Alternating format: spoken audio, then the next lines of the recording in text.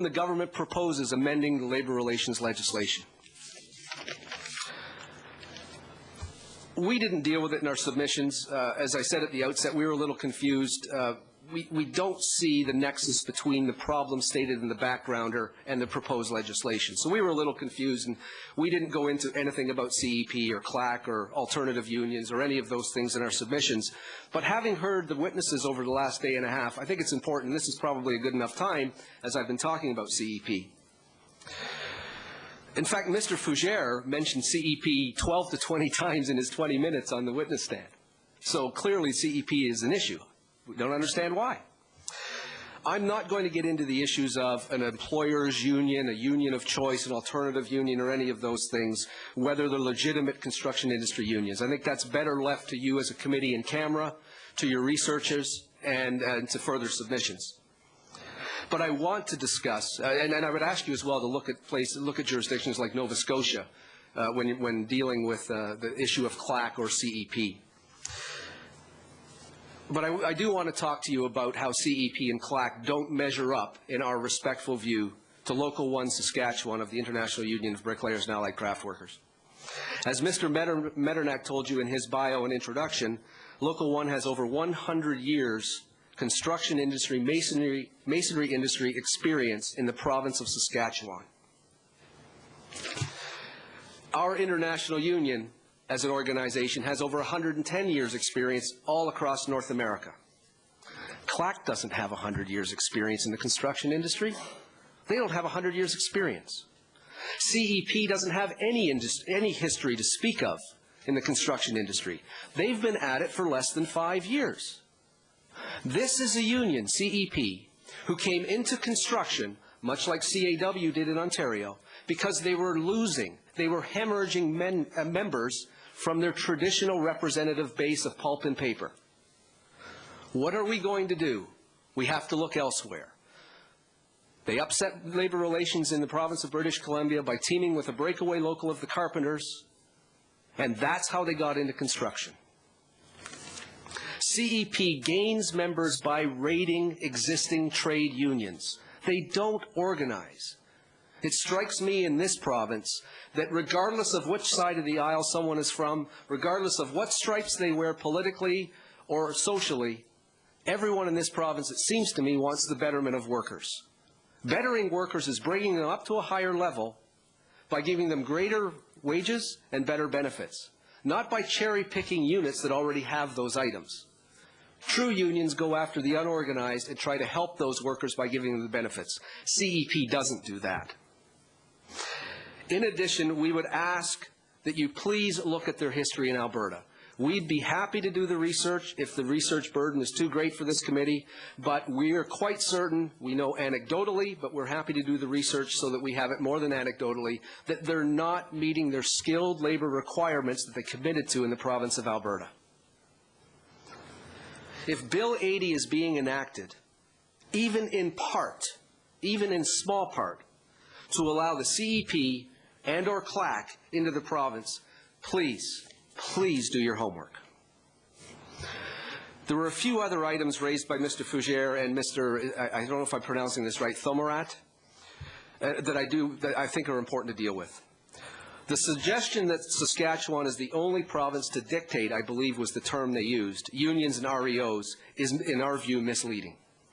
Many references were made to Ontario. I'm sure that you will have, or have already done so, looked at the Ontario Labour Relations Act. In Ontario, there are designated employer bargaining agencies, and there are designated employee bargaining agencies. And they're designated by whom? By the Minister of Labour. Sounds strangely familiar. Yet they keep pointing to that province. The system, under the proposals, we feel would move us farther away from Ontario, rather than closer, where many of these witnesses are coming to you and saying, look at Ontario, look at Alberta, look at British Columbia. Just a couple of other comments that we heard, and I have very simple responses to. We heard some numbers, several hundred to several thousand, but I think several hundred was the one we heard most often. CLAC members live in Saskatchewan and can't come to work here under their banner. let's be realistic, let's be clear. They didn't become members of CLAC in Saskatchewan. It's more likely than not that they went to Alberta, and in order to work, to ply their trade on a specific project, they had to belong to CLAC. It's no different than here. If an electrician wants to work under a union project in the province of Saskatchewan, he'll join the IBW. That's how those members became CLAC members. They weren't running around Saskatchewan coming up with this union to try and come into the labor relations scene. We're all unions of convenience when it comes to work. That's what I'm saying with respect to the members in CLAC. It's not a free choice they made in our respectful view. We have no doubt that they would gladly join a building trades union if the work was promised for them here in Saskatchewan as well. Contrary to Mr. Fougere's and then Mr. Hildebrand today as well, their comments about cross-crafting, it does occur among and between building trades unions and our members. Mr. Fougere's example of a carpenter not being able to weld demonstrates he did admit his naivety towards the construction industry, specifically the ICI construction industry. Most, if not all of our tradespersons, all of our trades rather, have welders. Carpenters have welders, bricklayers have welders, electricians have welders, plumbers have welders. So that example just doesn't work. We've been working with cross-crafting for years. I guess the biggest example of it right now is an industry that Mr. Ottenson referred to in maintenance industry. We've been working with cross-crafting with team approaches. Rather than crews, we're working with a team of various tradespersons that can cover the gambit of the work required and other types of arrangements throughout Canada. The suggestion that cross-crafting is not able to be done under the craft union system, under the building trade system, is extremely misleading. Thank you, Mr. Chairman. Which leads to the issue of craft unit. And again, I won't spend much time because it is mentioned in our submissions. But in our respectful view, there's no doubt there's only one option. It's the best option, and that's a craft unit in construction. And maybe I'll just go off a little bit because I heard Mr. Leclerc ask a question about what's unique about the construction industry and why does it have to have different sets of rules than the other industries, and I'd just like to take a moment to answer that in our view. When you look at the construction industry, here are the differences. It's cyclical. We have periods of boom and we have periods of bust. The employees have no relationship to their employer. The employee that goes in and works at a plant has a relationship with an employer for years and years and years. With a construction worker, regardless of affiliation, that relationship doesn't exist. It's temporary. The Act regulates employers and the employee representatives of the employees. It's a moving workplace. Workers travel, contractors travel, work travels. If jobs shut down because there's not an effective scheme in place, then the economy dives.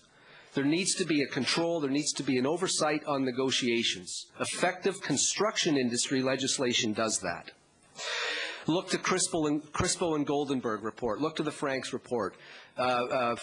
George Adams, Harry Arthurs, any of those well-established, well-recognized, and revered authors with respect to labor relations will speak to the uniqueness of the construction industry.